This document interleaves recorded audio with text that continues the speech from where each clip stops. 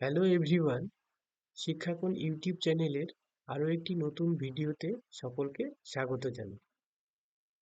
আজকের ভিডিওটি মূলত দ্বাদশ শ্রেণীর শিক্ষাবিজ্ঞান বিষয়ের দ্বিতীয় অধ্যায় শিখন কৌশল নিয়ে আলোচনা করা হবে। সামনেই উচ্চ মাধ্যমিক পরীক্ষা, কিছু সাজেশন ভিত্তিক এমসিকিউ ও এসএকিউ কোশ্চেন নিয়ে আলোচনা করব। আজকের প্রথম এমসিকিউ কোশ্চেন, প্রচেষ্টা ও ভুলের শিখন কৌশলটির প্রবক্তা কে? Option: Pavlov, Skinner, Kohler, Thorndike. উত্তর হবে থর্নডাইক। পরের প্রশ্ন, প্রাচীন অনুবর্তন তত্ত্বের প্রবক্তা কে? অপশন: প্যাভলভ, থর্নডাইক, জন ডিবি ও কোহলার। উত্তর হবে প্যাভলভ। পরের প্রশ্ন, স্কিনার প্রবর্তিত শিখন কৌশল তত্ত্বটির নাম কি? প্রচেষ্টা ও ভুলের কৌশল, প্রাচীন অনুবর্তন, অপারেন্ট অনুবর্তন, অন্তর্দৃষ্টিমূলক শিখন তত্ত্ব। উত্তর হবে অপারেন্ট অনুবর্তন। পরের প্রশ্নে যাই, কুকুর নিয়ে কে পরীক্ষা করেছিলেন? অপশন রয়েছে গিলফোর্ড, স্কিনার, থর্নডাইক, প্যাভলভ। কুকুর নিয়ে পরীক্ষা করেছিলেন প্যাভলভ। পরের প্রশ্ন, 1899 খ্রিস্টাব্দে থর্নডাইক কোন বইয়ে তার শিখন সংক্রান্ত মতবাদটি প্রচার করেছিলেন? চারটি অপশন রয়েছে। উত্তর হবে অ্যানিমেল ইন্টেলিজেন্স গ্রন্থে। পরের প্রশ্ন, থর্নডাইক কোন প্রাণী নিয়ে শিখনের পরীক্ষাটি করেছিলেন? অপশনগুলো বানর, কুকুর, মুরগি, বিড়াল। উত্তর হবে বিড়াল। থর্নডাইক বিভিন্ন প্রাণীর উপর পরীক্ষা করলে বিড়ালের পরীক্ষাটি সবচেয়ে বেশি গ্রহণযোগ্য এবং গুরুত্বপূর্ণ। পরের প্রশ্ন কি আছে, থর্নডাইক পরীক্ষার জন্য যে বাক্সটি বা বক্সটি ব্যবহার করেছিলেন তার নাম কি? স্কিনার বক্স, পাজল বক্স, সাধারণ বক্স, কোনোটিই নয়। উত্তর হবে পাজল বক্স। পরের প্রশ্ন, থর্নডাইক তার শিখনের পরীক্ষা থেকে মোট কটি শিখনের সূত্রের কথা বলেছেন বা উল্লেখ করেছেন? অপশন 4, 3, 8, 6। তিনি 8টি সূত্রের কথা উল্লেখ করেছিলেন। পরের প্রশ্ন, অন্তর্দৃষ্টিমূলক শিখন কৌশলের প্রবক্তা কে বা অন্তর্দৃষ্টিমূলক শিখন কে প্রবর্তন করেছিলেন? Skinner, Pavlov, কোহলার, Thorndike. উত্তর হবে কোহলার। পরের প্রশ্ন, থর্নডাইক কটি মুখ্য সূত্রের কথা বলেছিলেন? 3, 4, 5, 8। উত্তর হবে 3টি। তাহলে থর্নডাইক মোট 8টি সূত্রের কথা বলেছিলেন, যার মধ্যে মুখ্য 3টি। তাহলে এরকম যদি প্রশ্ন আসে থর্নডাইকের গৌণ সূত্র কটি, তাহলে উত্তর কি হবে? তাহলে উত্তর হবে 5টি। পরের প্রশ্ন, টাইম কার্ভ কোন শিখন কৌশলে দেওয়া হয়েছে? অন্তর্দৃষ্টিমূলক শিখন কৌশলে, প্রাচীন অনুবর্তনে, সক্রিয় অনুবর্তনে, না প্রচেষ্টা ও ভুলের শিখন কৌশলে? উত্তর হবে প্রচেষ্টা ও ভুলের শিখন কৌশলে। এবার পরের প্রশ্ন, স্কিনার কোন প্রাণী নিয়ে পরীক্ষা করেছিলেন? ইঁদুর, ছাগল, বিড়াল, মুরগি। এর মধ্যে স্কিনার ইঁদুরের ওপর পরীক্ষা করেছিলেন। পরের প্রশ্ন, সক্রিয় অনুবর্তনের ক্ষেত্রে সক্রিয়তামূলক আচরণ হলো অন্তর্নিহিত, বহিরাগত, অন্তর্নিহিত ও বহিরাগত, কোনোটিই নয়। উত্তর হবে বহিরাগত।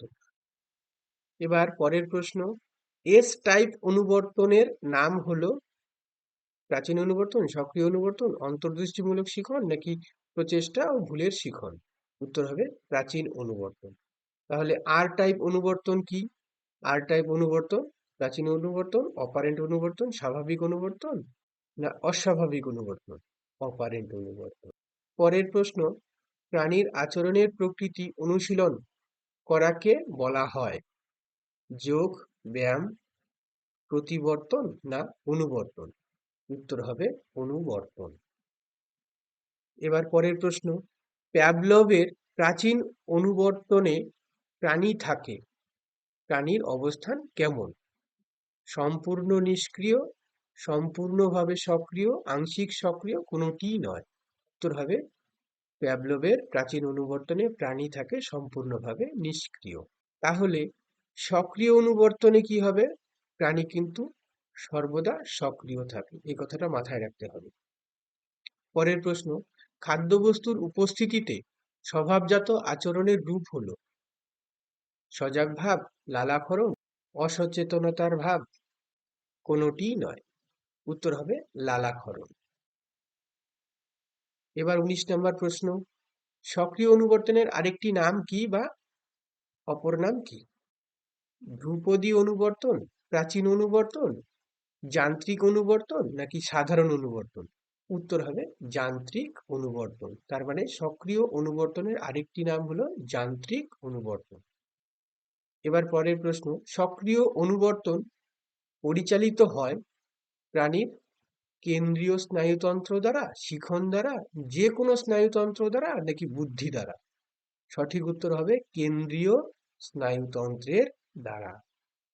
পরের প্রশ্ন, টাইম কার্ভ কথাটি যুক্ত কোন শিখনের সঙ্গে? অপশন দেওয়া রয়েছে চারটি। উত্তর হবে থর্নডাইকের শিখন সূত্রের সঙ্গে। পরের প্রশ্ন, টাইম কার্ভ হলো এক ধরনের শিখন, বুদ্ধি, লেখচিত্র নাকি উদ্দীপক? উত্তর হবে লেখচিত্র। পরের প্রশ্ন, থর্নডাইকের শিখনের মুখ্য সূত্র হলো আত্তীকরণের সূত্র, অনুশীলনের সূত্র, বহুমুখী প্রতিক্রিয়া সূত্র নাকি অনুষঙ্গমূলক পরিবর্তনের সূত্র? উত্তর হবে অনুশীলনের সূত্র। এছাড়াও প্রস্তুতির সূত্র ও ফল লাভের সূত্র, এই তিনটি হচ্ছে মুখ্য। এবার 24 নম্বর প্রশ্ন, মেন্টালিটি অফ অ্যাপস গ্রন্থটি কবে প্রকাশিত হয়? অপশন 1915, 1920, 1925 নাকি 1930? উত্তর হবে 1925 খ্রিস্টাব্দে। পরের প্রশ্ন, প্রতীকী শিখন তত্ত্বের প্রবক্তা কে? টারম্যান, কোহলার, কোফকা নাকি স্কিনার? উত্তর হবে টারম্যান। অন্তর্দৃষ্টিমূলক শিখন মূলত সম্ভব হয় অনুশীলন দ্বারা, বুদ্ধি দ্বারা, অনুকরণ দ্বারা নাকি অনুবর্তনের দ্বারা? উত্তর হবে বুদ্ধির দ্বারা। এবার পরের প্রশ্ন, স্কিনারের অপারেন্ট অনুবর্তন কিসের উপর নির্ভরশীল? উদ্দীপক, প্রতিক্রিয়া, সংযোজন নাকি অন্তর্দৃষ্টি? উত্তর প্রতিক্রিয়ার দ্বারা। পরের প্রশ্ন, প্রোগ্রাম লার্নিং এর ধারণা কে প্রবর্তন করেন বা প্রোগ্রাম লার্নিং এর ধারণাটি কে দিয়েছিলেন? অপশন রয়েছে স্পিয়ারম্যান, প্যাভলভ, জে.বি. ওয়াটসন নাকি বি.এফ. স্কিনার? উত্তর হবে বি.এফ. স্কিনার। তার মানে স্কিনার প্রোগ্রাম লার্নিং এর ধারণাটি দিয়েছিলেন। এবার কিছু এসএকিউ প্রশ্ন নিয়ে আলোচনা করব। অনুবর্তন কাকে বলে? যে কোনো ধরনের অভ্যাস বা অর্জিত মানসিক বৈশিষ্ট্যকেই আমরা অনুবর্তন বলে থাকি। যে প্রক্রিয়ায় কৃত্রিম উদ্দীপকের সাহায্যে স্বাভাবিক প্রতিক্রিয়া সৃষ্টি করা হয় তাকেই অনুবর্তন বলে। পরের প্রশ্ন, অনুবর্তন কত প্রকার ও কি কি? সাধারণত অনুবর্তন দু প্রকার, প্রাচীন অনুবর্তন ও সক্রিয় অনুবর্তন। প্রাচীন অনুবর্তন কাকে বলে? যদি কোনো স্বাভাবিক উদ্দীপকের সঙ্গে বা তার ঠিক পূর্বে কোনো কৃত্রিম উদ্দীপককে বারবার উপস্থাপন করা হয়, তবে ওই কৃত্রিম উদ্দীপকটি স্বাভাবিক উদ্দীপকের সঙ্গে মিলিত হয়ে যাবে। এর ফলে স্বাভাবিক উদ্দীপকটি যে ধরনের প্রতিক্রিয়া সম্পাদন করে, কৃত্রিম উদ্দীপকটিও ঠিক একই ধরনের প্রতিক্রিয়া সম্পাদন করবে। এই প্রক্রিয়াটিকে প্যাভলভ প্রাচীন অনুবর্তন বলে আখ্যা দিয়েছেন। এবার জানবো সক্রিয় অনুবর্তন কাকে বলে।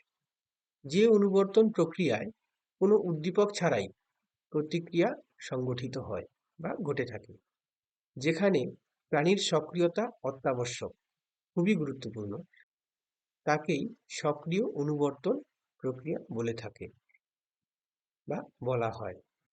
এই অনুবর্তন তত্ত্বের প্রবক্তা হলেন স্কিনার। কাইমোগ্রাফ কি? কাইমোগ্রাফ একটি বিশেষ যন্ত্র যেটি মনোবিদ প্যাভলভ তার প্রাচীন অনুবর্তন বা সাপেক্ষ প্রতিবর্ত প্রক্রিয়ার গবেষণায় কুকুরের লালার পরিমাণ লিপিবদ্ধ করার জন্য ব্যবহার করেছিলেন। অপানুবর্তন কি? অপানুবর্তন অনুবর্তনের পরেই অনুবর্তিত উদ্দীপকের পর যদি স্বাভাবিক উদ্দীপক উপস্থাপন না করা হয় তাহলে অনুবর্তন প্রক্রিয়াটি বন্ধ হয়ে যাবে।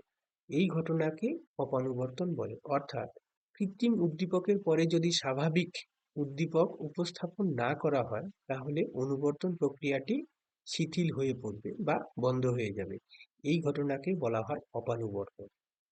পরের প্রশ্ন, থর্নডাইকের মতবাদকে কেন সংযোজনবাদ বলা হয়?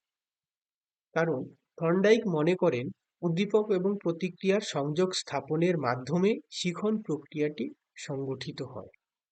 এই কারণেই থর্নডাইকের মতবাদকে সংযোজনবাদ বা সংযোগ মতবাদ বলা হয়ে থাকে, কারণ উদ্দীপক এবং প্রতিক্রিয়ার মধ্যে সংযোগ স্থাপন হওয়ার ফলেই এই মতবাদের সৃষ্টি হয়েছে বলে তিনি মনে করেন। Thank you and keep watching.